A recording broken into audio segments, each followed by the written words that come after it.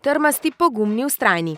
Če se najdete v kateri od teh lastnosti, je plezanje prav za vas. In plezajo vse sorte, ljudje od 3 do 80 let. Za plezanje torej ni pomembno, koliko ste stari, dokler gre za ljubiteljski šport. Veliko pa je v Sloveniji tudi takšnih, ki se ukvarjajo s tem na bolj profesionalni ravni. Tekmovalci so pa suhi, gibčni, močni, vzdržljivi. Najbolj pomembno je pa mentalna pripravljenost. Tekmovanje je več vrst. Težavnostno, pri katerem zmaga tisti, ki pride najvišje. Vsak upring ima svojo številko, več jih splezaš, do višje številke prideš. Hitrostno, kjer zmaga tisti, ki v najkrajšem času spleza do vrha, in balvansko. Tam so pa zelo težki gibi, je pa v tekmovanju več različnih kombinacij upringov, več različnih smeri in tisti, ki spleza več smeri, tisti zmaga. Moja najljubša žival je opica in potem bi rad postal tako kot opica in mi je to zelo všeč, ker veliko pleza. A si že tako kot opica? Ja, skoraj. Zahvaljujoč čudovitemu plezalnemu centru Ljubljana, ki v Štepanjskem naselju stoji šele dobre pol leta, lahko plezajo, če se malce pohecamo, opice vseh starosti.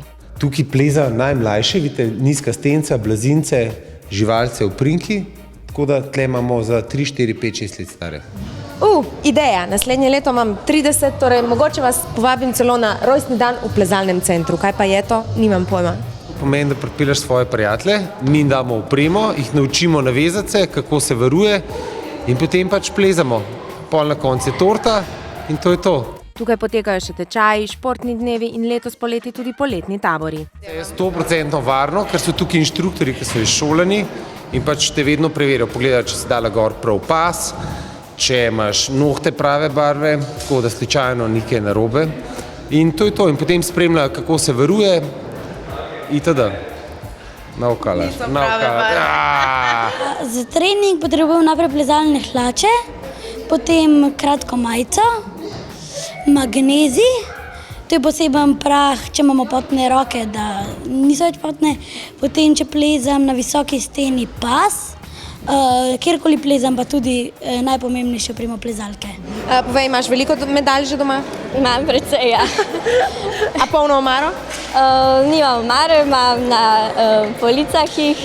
Tako da si jih želiš verjetno še več? Še več, vedno več. To so samozavestne besede ene najboljših mladih plezalk pri nas, ki pa rada pleza tudi v naravi. Tudi pred kratkim smo bili v Švici, sem bila tudi že v Makedoniji letos, se pravi, odkoli hodimo.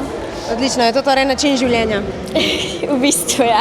Plezanje je način življenja tudi za inštruktorja in tekmovalca Gašperja Pinterja. Ful je v redu šport, tako vsak se lahko najde v tem, ravno zaradi tega, ker je toliko enih faktorjev, ki naredijo dobrega plezalca, ima zaradi tega lahko vsak svoj stil.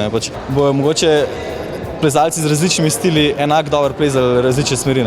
Mi pa počasi odplezamo v smeri proti Trzinu, a na steno se zagotovo še vrnemo. Pa vi ste dovolj pogumni.